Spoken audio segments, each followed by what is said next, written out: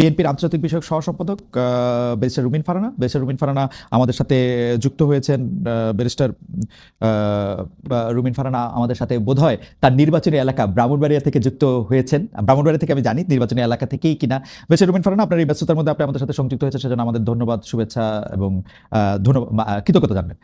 আমাদের সঙ্গে আরও থাকছেন জনাব মির্জা ফখরুল ইসলাম আলমগীর, নামেই যার পরিচয়। আলাদা করে তার সম্পর্কে শুধু এটুকুই বলার আছে, গত 15 বছরে শেখ হাসিনা সরকারের সময় তিনি বারবার জেল খেটেছেন। বারবার তাকে বিভিন্নভাবে আমি এই অনুষ্ঠান শুরুর আগে দেখছিলাম যে অন্তত 7, 8, 9, 10 বার তো তিনি জেল খেটেছেনই। যদি সময়ের হিসাবেও বলি সেটি 2 বছর, অন্তত তার বেশিও হতে পারে। সেই সময়ের মধ্যেও তিনি বিএনপিকে ধরে রেখেছিলেন, বাংলাদেশ জাতীয়তাবাদী দলকে তিনি ধরে রেখেছেন, নেতৃত্ব দিয়েছেন, বিভিন্ন সময় বিভিন্ন গুরুত্বপূর্ণ সিদ্ধান্ত দিয়েছেন, সামনে থেকে নেতৃত্ব দিয়েছেন। মির্জা ফখরুল ইসলাম আলমগীর, যাকে আমরা একজন পরিচ্ছন্ন রাজনীতিবিদ হিসেবে জানি, তাকে আজকের অনুষ্ঠানে পেয়ে আমরা স্বাগত জানাই। আপনাকে আন্তরিক কৃতজ্ঞতা জানাই যেন মির্জা ফখরুল ইসলাম আলমগীর, আপনি আমাদেরকে সময় দিয়েছেন এবং আমাদের সাথে যুক্ত হয়েছেন। আপনাকেও ধন্যবাদ যে আপনি আমাকে ডেকেছেন। আপনার সঙ্গে কথা বলতে এমনি আমার ভালো লাগে। Thank you so much. আমি আমি আমি আমি যে প্রশ্নটি করতে চাই সেই প্রশ্নটি হচ্ছে যে অনেকের, মানে শুরুর প্রশ্নটি সেটি অনেকের প্রশ্ন। আমাদের আসলে অনেকগুলি প্রশ্ন আছে আপনার কাছে। আমি আপনার কাছে একটু প্রথমে আসতে চাই। সেই প্রশ্নটাও হচ্ছে যে তারেক রহমান সাহেব ফিরলেন, 17 বছর পর ফিরেছেন। তাকে নিয়ে অনেক কৌতূহল ছিল, অনেক শঙ্কা ছিল কারো কারো, এবং অনেকেরই বোধহয় অনেক আশাও ছিল।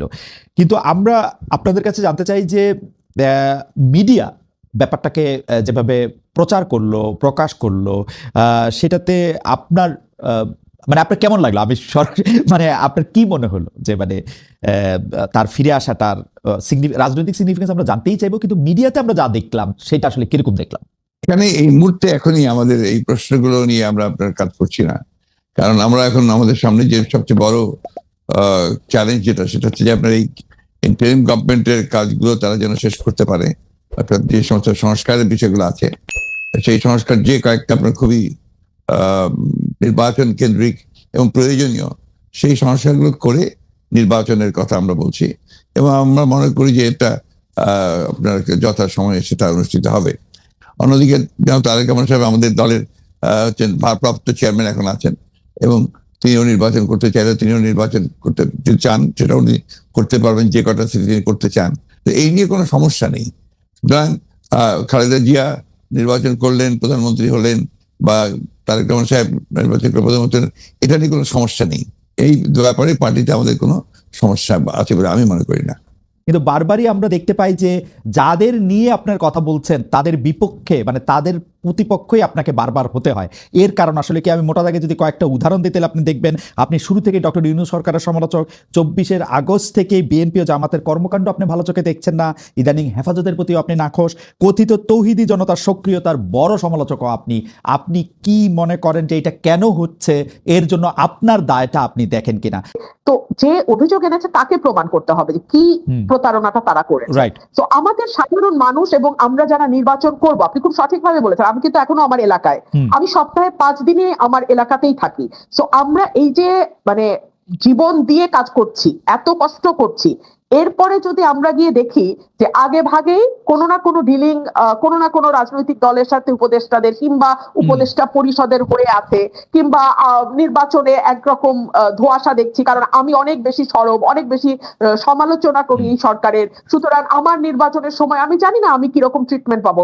আমি কিন্তু সত্যিই ভীত খালেদ ভাই, কারণ এই সরকারের এত সমালোচনা আমি গত 14 মাসে করেছি যে এই সরকার আমার আসনে, আমার নির্বাচনে সঠিকভাবে নিরপেক্ষভাবে প্রশাসন। কিন্তু আমার কাছে মনে হয় ব্যারিস্টার ফারহানা এটা খুব ভয়ের বিষয়।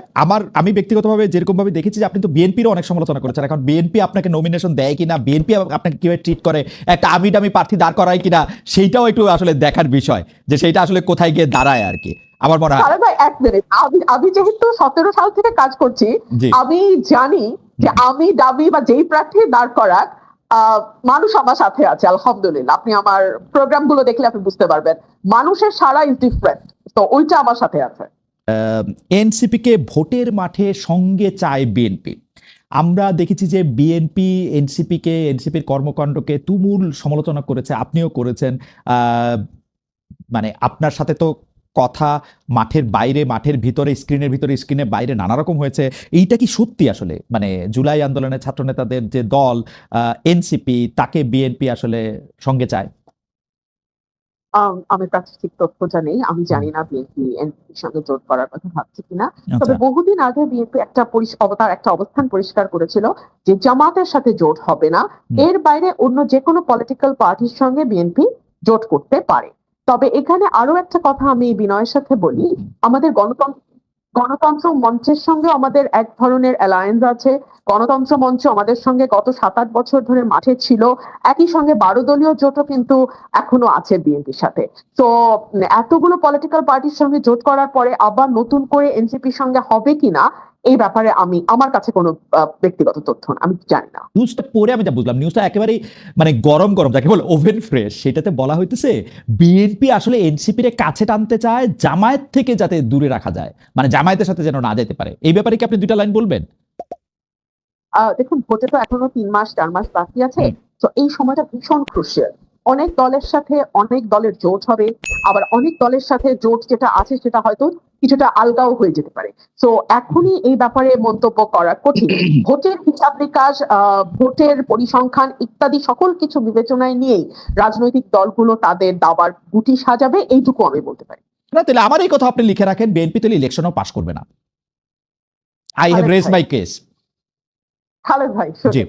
এটা হচ্ছে গায়ের জোরে। হ্যাঁ, যখন আমাদের কোনো মামলা দুর্বল থাকে আমরা তখন গলার স্বরটা চেষ্টা করি উঁচুতে উঠিয়ে দিতে, সো দ্যাট আমরা গায়ের জোরে একটা কেস প্রুভ করে ফেলতে পারি। লয়াররা এটা করে অনেক সময়।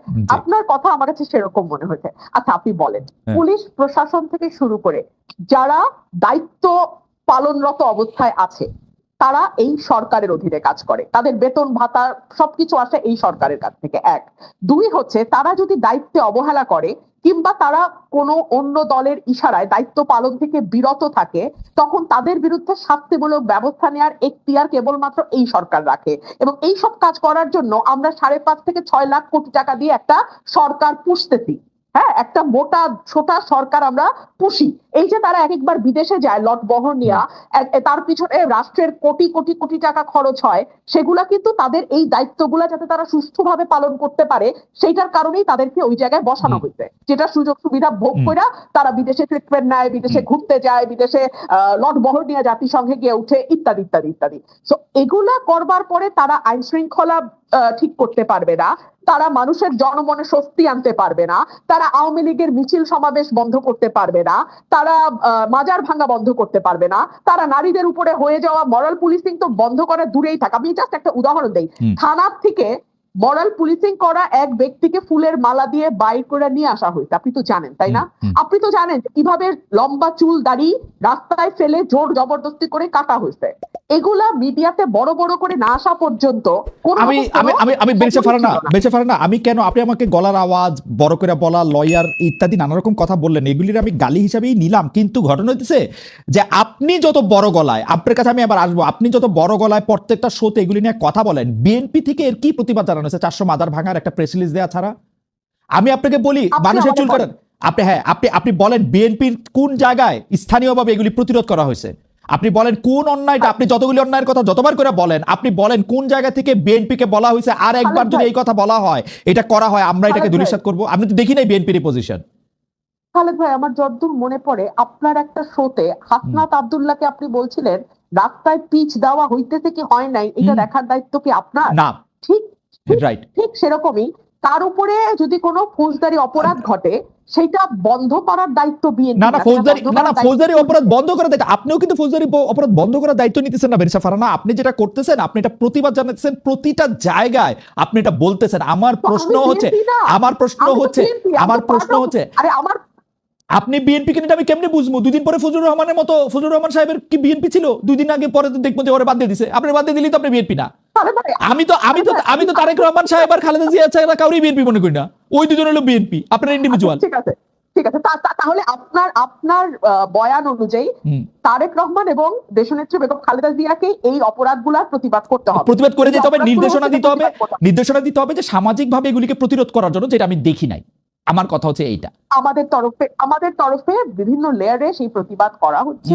বিভিন্ন লেয়ারে আমরা যখনই কথা বলছি, শুধু আমি না তো, আমার সঙ্গে টক শোতে যারা অন্যান্য যারা পার্টিসিপেন্ট যান বিএনপি কে রিপ্রেজেন্ট করেন, প্রত্যেকে কন্ডেম করছেন। কোনো লাভ কি হচ্ছে? আমরা মূল পয়েন্টে আসি। বিএনপি প্রতিবাদ করছে কি করছে না, তার চেয়ে অনেক গুরুত্বপূর্ণ প্রশ্ন হচ্ছে সরকার তার দায়িত্ব ঠিকভাবে পালন করছে কিনা। আমরা সরকারকে তার দায়িত্ব ঠিকভাবে পালন করতে দেখছি না। এখন মাহফুজ আলম তিনি সরকারের অংশ, তিনি যদি এটাকে তার ভবিষ্যৎ প্রতিদ্বন্দ্বী দলের ঘাড়ে দিয়ে স্বস্তি পেতে চান, তিনি স্বস্তি পেতে পারেন, কিন্তু তাতে সরকারের ব্যর্থতা মানুষের চোখে কোনো অংশেই কমবে না। ওকে, গত 15 বছরে আওয়ামী লীগের শাসনকে যে ফেসিবাদী বলা হচ্ছে এবং তার যে পালিয়ে যাওয়াটা, যেটি আসলে আপনি এখন বর্ণনাও করলেন, দুর্নীতি, তারপরে নানা ধরনের নানা কারণে, কিন্তু তার পেছনে আপনাদের আমলে যে 20 বছর আগে 21 আগস্টে গ্রেনেড হামলা, বিচারকদের বয়স বাড়িয়ে তত্ত্বাবধায়ক সরকারকে প্রশ্নবিদ্ধ করার মাধ্যমে শেখ হাসিনাকে কর্তৃত্ববাদী শাসনের দিকে নিয়ে যাওয়া, এ নিয়েও আসলে নানা ধরনের আলোচনা আছে।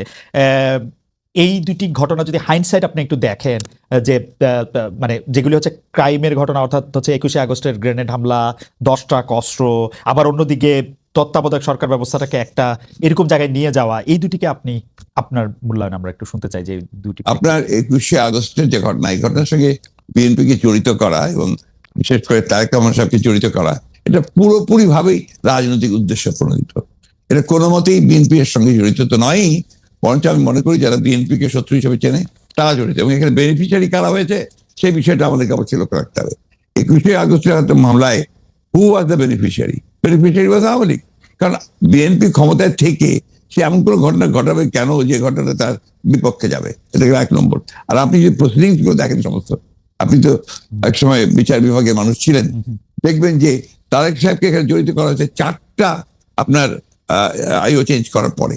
সর্বশেষ যে আইও নিয়ে আসা হয়েছে সেটা আওয়ামী লীগ দলীয় ভুক্ত কাহার এখন যে আপনার নিজে থেকেই তাদের নির্দেশে সে এই চার্জশিটটা করেছে, যেটা কোনো সম্পর্ক নেই।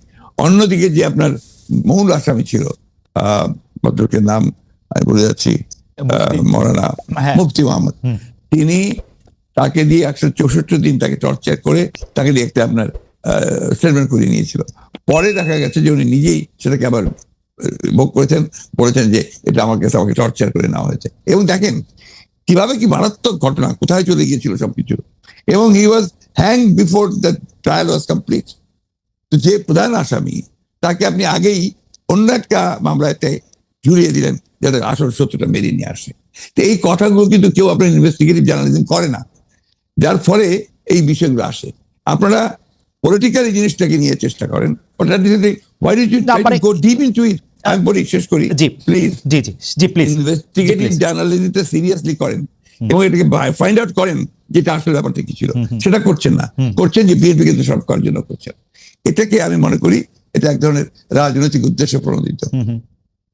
ওকে ওকে, আমি ইনভেস্টিগেটিভ জার্নালিজমের প্রসঙ্গে মানে আমি আপনাকে মাঝখানে ইন্টারাপ্ট করতে চাইনি, আমি শুধু বলতে চাইছিলাম যে এইটা তো আসলে আমাদেরও সীমাবদ্ধতা থাকে ইনভেস্টিগেটিভ জার্নালিজম যে আমরা করতে পারি নাই, কিন্তু এই কথাও তো সত্য যে বিএনপির আমলে আমরা একটা 21 আগস্টের গ্রেনেড হামলার পরে আমরা একটা জজ মিয়াকে দেখেছিলাম, যে জজ মিয়া একটা বানানো হতে পারে। আমি ধরে নিচ্ছি সেটা আপনারা মনে করছেন যে ভুল, আমিও ভুল ধরে নিচ্ছি, কিন্তু আপনারা তো পারতেন এখানে একটা ইনভেস্টিগেটিভ জার্নালিজম করে আসল সত্যটা উদ্ঘাটন করতে, সেটা তো করেনি। আমি আপনাকে আসল সত্যটা বলছি যেটা, সেটা আমি বললাম। আপনি এই জিনিসগুলো তো আপনারা কখনোই তুলে ধরবেন না যে 4 বার তার আইও চেঞ্জ করা হয়েছে, কখনোই তুলে ধরবেন না যে কাহার আকাঙ্ক্ষা দেওয়া হয়েছে যে আওয়ামী লীগের নমিনেশন চেয়েছিল, অবশ্যই তুলে ধরবেন, কখনোই তুলে ধরবেন না যে মুফতি মাহমুদকে বিচার শেষ হওয়ার আগে থেকে আপনার ফাঁসি দেওয়া হয়েছে। তো দিস আর দ্য এভিডেন্সেস, যেখানে আপনি পরিষ্কার বুঝবেন যে একটা শুধুমাত্র সাজানো মামলা, তাকে এখানে জড়িত করার জন্য এই কথাগুলো এসেছে। তত্ত্বাবধায়ক সরকার ব্যবস্থা বাতিল করার জন্য বা তত্ত্বাবধায়ক সরকার ব্যবস্থাকে প্রশ্নবিদ্ধ করার জন্য বিচারকদের বয়স বাড়ানো এবং একজন বিচারপতিকেই আসলে তত্ত্বাবধায়ক সরকার ব্যবস্থার প্রধান করার লক্ষ্য নিয়ে সেইটা করার কারণে বিচার মানে এই পুরো বিধানটাই এটা দিস ইজ ইওর ন্যারেটিভ, এটা আমাদের ন্যারেটিভ নয়। আমরা মনে করি যে ওই সময় প্রয়োজন ছিল আপনার বয়স বাড়ানোর ব্যাপারটা, ওটা বাড়ানো হয়েছিল। ইট মে নট ওয়ার্ক, সেটা অন্য কথা। একটা জিনিস আপনি আবার ভুলে যাবেন না যে 1/11 আগে চক্রান্তটা একটা হয়েছিল। সেই চক্রান্ত হচ্ছে যে আপনাদের সেই 9/11 ঘটেছিল তার আগে। আর এখানে আপনার কিছু পশ্চিমা দেশ একসাথে হয়ে চুইজডে ক্লাব তৈরি করেছিল, একই সঙ্গে ভারতবর্ষ তার সঙ্গে যুক্ত হয়েছিল, এবং তাদের মূল টার্গেটটা ছিল যে জাতীয়তাবাদী শক্তিকে এখান থেকে নির্মূল করা। এবং যেহেতু তারেক রহমান সাহেব জাতীয়তাবাদী শক্তির উঠতি নেতা ছিলেন, হি ওয়াজ দ্য রাইজিং লিডার, সুতরাং তাকে আপনারা মেলাইন করার জন্য, তার ভাবমূর্তি নষ্ট করার জন্য একটা পরিকল্পিতভাবে এই চক্রান্তগুলো করা হয়েছে এবং এই ক্যাম্পেইনটা চালানো হয়েছে, হুইচ ইজ টোটালি পলিটিক্যাল। অন্তর্বর্তীকালীন সরকার আসলেই আমরা আমরা আমরা আমরা আমরা দেখি যে এইটার সাথে আসলে নানান আশকতা পাশকতা যুক্ত হয়। আপনি যেটিকে আন্তর্জাতিক চক্রান্তের কথা আগের সরকার মানে 2007 সালের সরকার বললেন, এবার অন্তর্বর্তীকালীন সরকারের আগমনটাও কি আপনার কাছে একটা চক্রান্তের বিষয় বলে মনে হয়? কারণ আমরা দেখি যে প্রশ্নই উঠতে পারে না, প্রশ্নই উঠতে পারে না। কারণ আমরা দেখি যে এবারকার অন্তর্বর্তী সরকারের যে আগমন, এটা একটা জনগণ ছাত্রদের একটা সম্মিলিত আপনার আন্দোলন, একটা আপনার অভ্যুত্থানের ফলে। এখানে আপনি চক্রান্ত দেখছেন কোথায়? আমি এটাকে দেখছি যে এটা একটা বাংলাদেশের জনগণের একটা পুরোপুরিভাবে একটা বিপ্লবের আকাঙ্ক্ষা থেকে এটা এসেছে, এবং সেইখান থেকে এসেছে they want to get rid of this fascist government, Hasina government, the murderer, তার বিরুদ্ধে আজকে আপনার জনগণ ফুঁসে উঠে। আপনি চিন্তা করে দেখেন, আপনি তো দেশে ছিলেন না, সেই সময় যদি দেশে থাকতেন তাহলে দেখতেন শিশু, নারী, বৃদ্ধ কেউ ঘরে ছিল না, সব বেরিয়ে পড়েছিল। কারণ এই ফ্যাসিস্ট আমেরিকার হাতে প্রায় শত শত হাজার হাজার ছেলে মেয়েরা নিহত হয়েছে, হত্যা করেছে।